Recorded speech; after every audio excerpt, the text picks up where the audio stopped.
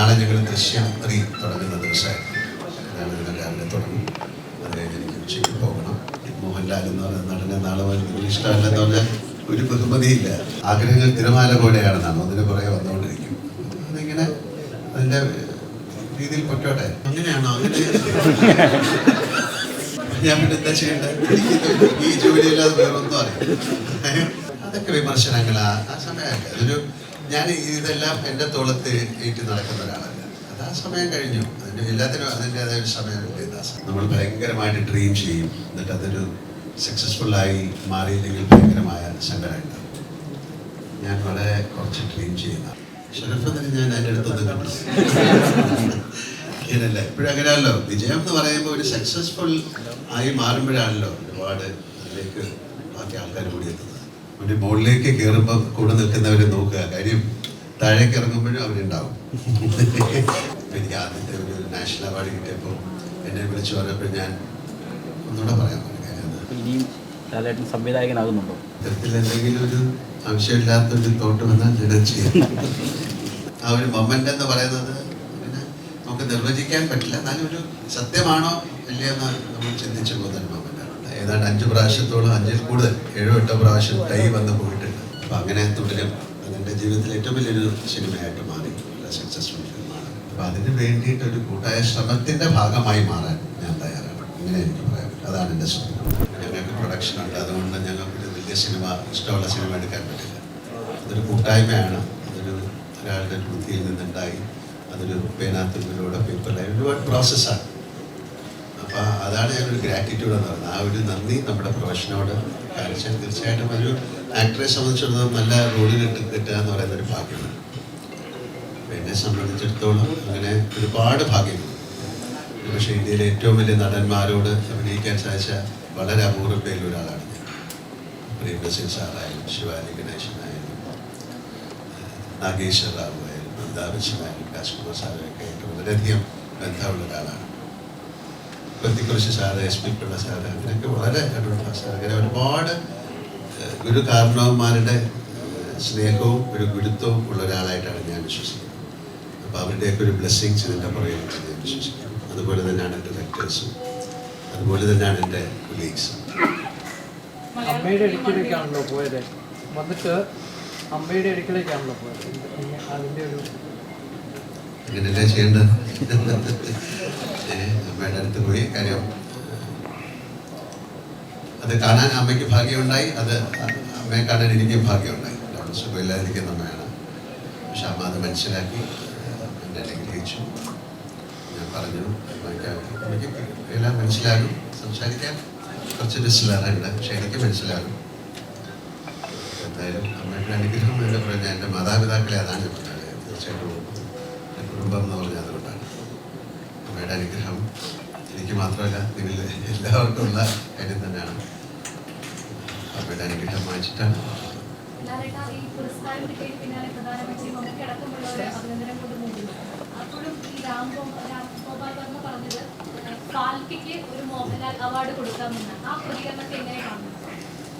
അദ്ദേഹം എപ്പോഴും വലിയ തമാശകൾ പറയുന്ന ആളല്ലേ. അദ്ദേഹം അതിൻ്റെ ഏറ്റവും ഒരു ബ്ലാക്ക് ഹ്യൂമറായിട്ട് ഞാൻ അതിനെ കാണുന്നുള്ളൂ. അദ്ദേഹമായിട്ട് എനിക്ക് നല്ല സൗഹൃദമുള്ള ആളാണ്. അദ്ദേഹം ചെയ്തിരിക്കുന്ന ഒരു ഏറ്റവും വലിയൊരു സിനിമയിൽ അഭിനയിച്ച ആളാണ്. ഒരു കൾട്ട് ഫിലിമായിട്ട് മാറിയതാണ് കമ്പനി എന്നുള്ള ഫിലിം. അപ്പം അന്ന് മുതൽ അദ്ദേഹം അത്രയും ഒരു ഹ്യൂമർ, അത്രയും ഒരു ബ്ലാക്ക് ഹ്യൂമറിൻ്റെ ആളാണ്. എല്ലാവരും പറയുന്നത് വ്യത്യസ്തമായിട്ട് രാംഗോപാൽ വർമ്മ ചിന്തിച്ചു പറഞ്ഞു എന്നാണ്. അദ്ദേഹം അത് വളരെ സീരിയസ് ആയിട്ടൊന്നും ചെയ്തതായിട്ട് ഞാൻ വിചാരിക്കുന്നില്ല. സമീപകാലത്ത് ഏറ്റവും കൂടുതൽ മലയാള സിനിമയിൽ ഏറ്റവും വിമർശനമായിട്ട് എല്ലാ കാരണങ്ങളും നിങ്ങളുണ്ടല്ലോ.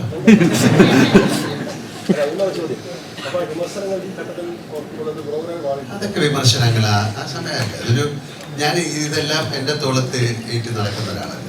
അത് ആ സമയം കഴിഞ്ഞു. അതിൻ്റെ എല്ലാത്തിനും അതിൻ്റെതായ ഒരു സമയമില്ല. ദാസാണ് ഇപ്പം അതൊക്കെ മറക്കും. ഇപ്പം ഈ പ്രസന്റിൽ ഏറ്റവും നല്ല സന്തോഷത്തിൻ്റെ സമയമാണ്. അപ്പോൾ ആ പുറകിലേക്ക് എന്തിനാ ചിന്തിക്കുന്നത്? നമുക്ക് മുന്നോട്ട് ചിന്തിക്കും. മുന്നോട്ടും ചിന്തിക്കണ്ട, ഈ പ്രസന്റിൽ ചിന്തിക്കും.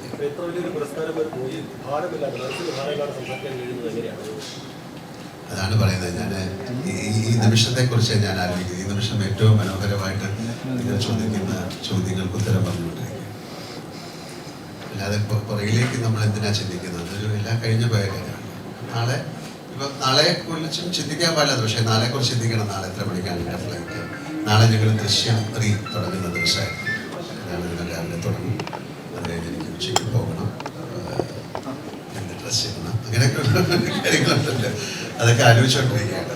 എന്നിട്ട് അവിടെ 23rd ഏറ്റവും വലിയൊരു പ്രസ്റ്റീജിയസ് മൊമെൻ്റ് അല്ലേ അവിടെ ആ ഡയസിൽ പോയിട്ട്.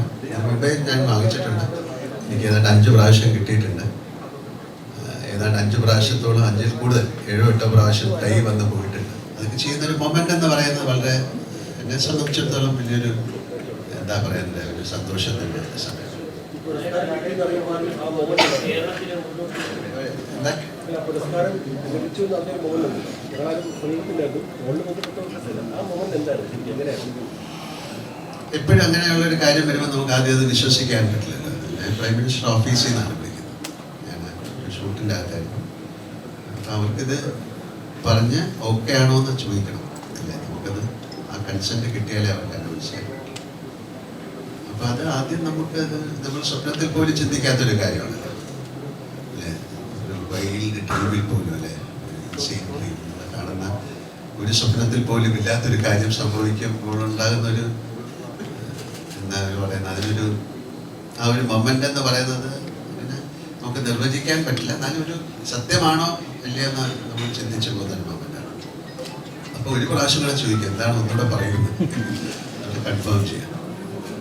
അപ്പോൾ എനിക്ക് ആദ്യത്തെ ഒരു നാഷണൽ അവാർഡ് കിട്ടിയപ്പോൾ എന്നെ വിളിച്ചു പറഞ്ഞപ്പോൾ ഞാൻ ഒന്നുകൂടെ പറയാൻ പറ്റില്ല, അത് സത്യമാണോ എന്ന്.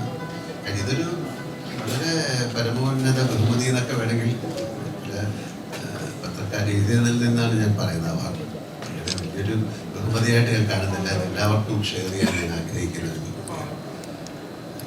മലയാള സിനിമയ്ക്കുള്ളൊരു ബഹുമതിയാണ്. മലയാളത്തെ സ്നേഹിക്കുന്ന മലയാളി പ്രേക്ഷകരെ അല്ലെങ്കിൽ മലയാള സിനിമയ്ക്കുള്ള ഒരു ബഹുമതിയായിട്ടാണ്. ആരും എന്താ ചോദിച്ചു? നമ്മുടെ ഇൻഡസ്ട്രിയുടെ ഒരു പരിമിതിയൊക്കെ എപ്പോഴും പറയുന്നതാണ്. നേരത്തെ പറഞ്ഞു കേട്ടിട്ടുണ്ട്, ഒരു മഹാനടൻ തന്നെ പറഞ്ഞിട്ടുണ്ട്, മോഹൻലാൽ ലോകത്തെ വേറെ ഏതൊരു കോണിക്കനുസരിച്ച് നേരത്തെ തന്നെ ലോകോത്തര നടനായിരുന്നു, പക്ഷേ മലയാളത്തിൽ വേറൊന്നും കൊണ്ടൊരു നേട്ടം തല തിരുത്തിയിട്ടുണ്ട്. ഏറ്റവും ചെറിയ സ്ഥലത്താണ് ഞാൻ ജനിച്ചതെന്ന് പറഞ്ഞിട്ടുണ്ട്. അപ്പോൾ പരിമിതി, ഇൻഡസ്ട്രി ഒരു പരിമിതി അല്ലാതെ കൂടി നമ്മൾ തെളിയിക്കുക. ഇതിന് പരിമിതികളൊന്നും ഇല്ലല്ലോ. സിനിമയ്ക്ക് ഒരുപാട് കുപ്പണിയാണല്ലോ ഇപ്പം. ടെക്നോളജി മാറി, പഴയ സിനിമ പോലല്ലല്ല. ഇപ്പം മലയാള സിനിമ എന്ന് പറയുന്ന എല്ലാ ഭാഷയിലും ഡബ് ചെയ്ത് വരുന്ന സിനിമയാണ്. അത് ഇന്ത്യയിൽ മാത്രമല്ല പുറത്തേക്കുള്ള ഒരു സിനിമ വേണമെങ്കിൽ ഒരു 200 ഭാഷയിൽ ഡബ് ചെയ്യാനുള്ള മെക്കാനിസം. അപ്പം ആ ഒരു ഗേറ്റ് ക്രാഷ് ആയിരുന്നു ഒരു പീരിയഡ്. അതൊക്കെ മാറി ഇപ്പം സിനിമ എന്ന് പറയുന്നത് പാൻ ഇന്ത്യൻ എന്നുള്ളൊരു കോൺസെപ്റ്റുള്ളത്. ഇപ്പം മലയാള സിനിമ, തമിഴ് സിനിമ എന്നില്ല, സിനിമ എന്നൊരു ലാംഗ്വേജിലേക്ക് അത് മാറി. അതുകൊണ്ട് അത്തരം പരിമിതികൾ മലയാള സിനിമയ്ക്കില്ല. പക്ഷേ നമ്മുടെ കോണ്ടന്റ് വൈസ് ഒക്കെ വളരെ ശക്തമായ പ്രമേയങ്ങളുള്ളൊരു സിനിമ ഇൻഡസ്ട്രി ആയിട്ടാണ് മലയാളത്തിനെ കാണുന്നത്. അതിൻ്റെതായ ഒരു സന്തോഷമാണ്. നടൻ, നിർമ്മാതാവ്, സംവിധായകൻ, ഇത് 3 പരിഗണിച്ചാണ് അവാർഡ് തന്നത്. അപ്പോൾ ഇനിയും ലാലേട്ടൻ സംവിധായകനാകുന്നുണ്ടോ? ഇപ്പോൾ ഈ പ്രസന്റ് മൊമെന്റിൽ ചോദിച്ചാൽ ഇപ്പം എനിക്കൊന്നും പറയാനില്ല. ബാക്കി ഞാൻ നിർമ്മിക്കുന്ന ആളാണ്. കാര്യം അതൊരു വളരെ ഡിഫറെൻ്റ് ആയിട്ടുള്ളൊരു തോട്ടായിരുന്നു. 3D ആരും ചെയ്യാത്തൊരു കാര്യം. അത്തരത്തിൽ എന്തെങ്കിലും ഒരു ആവശ്യമില്ലാത്തൊരു തോട്ട് വന്നാൽ ഞാൻ ചെയ്യാം. തുടരും അല്ലെങ്കിൽ എമ്പുരാന്റെ വിജയത്തിന് ശേഷം ലാലേട്ടന്റെ ക്യാരവാന് ചുറ്റുമുള്ള ആളുകൾ ഇതുവരെ കണ്ടിരുന്ന ആളുകളല്ല, അല്ലെങ്കിൽ ബോളിവുഡിൽ ആ ലെവലിലുള്ള വലിയ സിനിമകൾ ചെയ്യുന്ന ആളുകളാണെന്ന് ഷറഫുദ്ദീൻ ഒരു ഇന്റർവ്യൂവിൽ പറഞ്ഞിട്ടുണ്ട്. അപ്പോൾ ഈ വിജയത്തിന് ശേഷം ലാലേട്ടൻ ഇതൊക്കെ എങ്ങനെയാണ്? ഷറഫുദ്ദീൻ ഞാൻ അതിൻ്റെ അടുത്തൊന്നും അങ്ങനെയല്ല. ഇപ്പോഴും അങ്ങനെയല്ലോ. വിജയം എന്ന് പറയുമ്പോൾ ഒരു സക്സസ്ഫുൾ ആയി മാറുമ്പോഴാണല്ലോ ഒരുപാട് അതിലേക്ക് ബാക്കി ആൾക്കാർ കൂടി എത്തുന്നത്. സിനിമ ഒരു വിഷ്വൽ സർക്കിളാണ്, ഒരു മാജിക്കാണ്. നമുക്ക് അതിനെക്കുറിച്ചൊന്നും പറയാൻ പറ്റില്ല. 2 സിനിമ സക്സസ് ആയാൽ അത് ഭയങ്കരമായിട്ട് റിവീറ്റ് ചെയ്യും. ഒരു സിനിമ മോശമായാൽ അത് താഴേക്ക് വരും. അതൊരു പ്രത്യേക ഒരു സൈക്കിളാണ്. അപ്പോൾ അതിൻ്റെ അകത്ത് 48 വർഷം നിൽക്കുക എന്ന് പറയുന്നത് ഒരു വലിയ സർക്കസാണ്. അതൊരു സർക്കസ് പോലെയാണ്. പീസ് അല്ലേ, വളരെ വിദഗ്ധമായിട്ട് നമ്മളെ താങ്ങി നിർത്താൻ ഒരുപാട് പേരുകളുണ്ട്. നമ്മളെ കൂടെ സഞ്ചരിക്കുന്ന ഒരുപാട് പേരുണ്ട്. അതുകൊണ്ടാണ് നല്ല സിനിമകൾ ഉണ്ടാകണമെന്ന് പറയുന്നത് ആർട്ടിസ്റ്റ്. അപ്പോൾ അങ്ങനെ തുടരും. അതെൻ്റെ ജീവിതത്തിൽ ഏറ്റവും വലിയൊരു സിനിമയായിട്ട് മാറി. നല്ല സക്സസ്ഫുൾ ഫിലിമാണ് എമ്പുരാൻ, അതുപോലെ ഹൃദയപൂർവ്വം. ഇനി വരാനിരിക്കുന്ന സിനിമ എല്ലാം മഹത്തരമായ സിനിമ എന്നൊന്നും ഞാൻ അവകാശപ്പെടുന്നില്ല. അതിലും അത്തരം നല്ല സിനിമകൾ ഉണ്ടാകട്ടെ എന്ന് പ്രാർത്ഥിക്കുന്നു.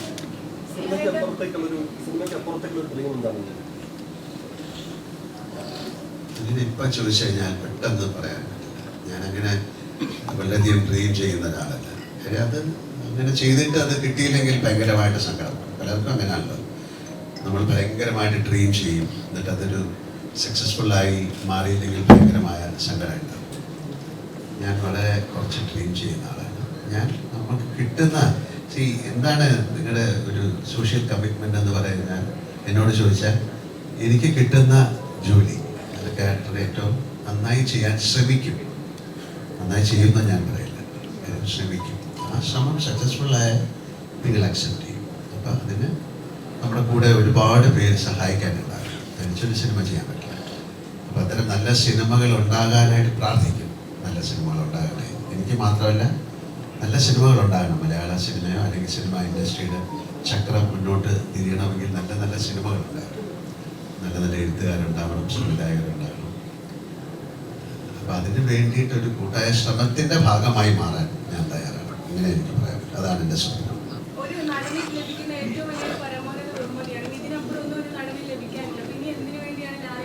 അങ്ങനെയാണോ? അങ്ങനെ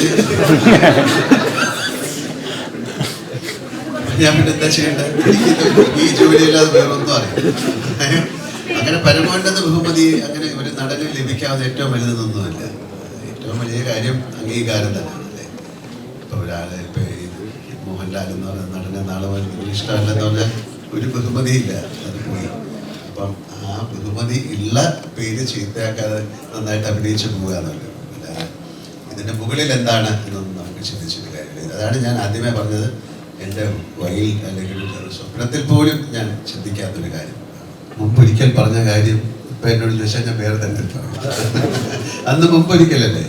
അല്ല, ശരിക്കും സത്യമായിട്ടാണ് ഞാൻ പറഞ്ഞ കാര്യം. ഒരിക്കൽ കൂടെയാണ് ഞാൻ പറയുന്നത്. അങ്ങനെ പ്രത്യേകിച്ചൊരു വലിയ ഡിസയർ ഇല്ല. ഡിസയർ എന്ന് പറയുന്നത് ആഗ്രഹങ്ങൾ തിരമാല പോലെയാണെന്നാണ്. ഒന്നിന് പുറകെ വന്നുകൊണ്ടിരിക്കും. അതിങ്ങനെ അതിൻ്റെ രീതിയിൽ പൊറ്റോട്ടെ. എപ്പോഴും ഒരുപാട് അംഗീകാരങ്ങൾ പലതവണ കിട്ടിയിട്ടുണ്ട്, പല ആവർത്തി കിട്ടിയിട്ടുണ്ട്. എന്നിട്ടും എല്ലാവരും ലാലേട്ടന് അടുത്ത് നിൽക്കുന്ന എല്ലാവരും പറയുന്നത് വീണ്ടും ഗ്രൗണ്ട് ടു എർത്ത് ആണ്. ഈ അംഗീകാരങ്ങൾ കിട്ടാൻ നേരത്ത് എപ്പോഴും താഴത്തേക്ക് എങ്ങനെയാണ് ഇത്രയും അധികം ഇറങ്ങിച്ചെല്ലുന്നത്? ഒരു മുകളിലേക്ക് കയറുമ്പോൾ കൂടെ നിൽക്കുന്നവരെ നോക്കുക. കാര്യം താഴേക്ക് ഇറങ്ങുമ്പോഴും അവരുണ്ടാവും സപ്പോർട്ട് ചെയ്യാൻ. അല്ലെങ്കിൽ ഇവരെ നോക്കാതെ പോയി കഴിഞ്ഞാൽ താഴേക്ക് വരുമ്പോൾ ആരും നിങ്ങളെ നോക്കില്ല. അത്രേ ഉള്ളൂ. അപ്പൊ വളരെ സന്തോഷം, ഒരുപാട് സന്തോഷം. Thank you so much. ഈ നിങ്ങളുടെ വിലയേറിയ സമയത്തിന്, നിങ്ങളുടെ ഈ സ്നേഹത്തിന്, നിങ്ങളുടെ പ്രാർത്ഥനയ്ക്ക് ഒരുപാട്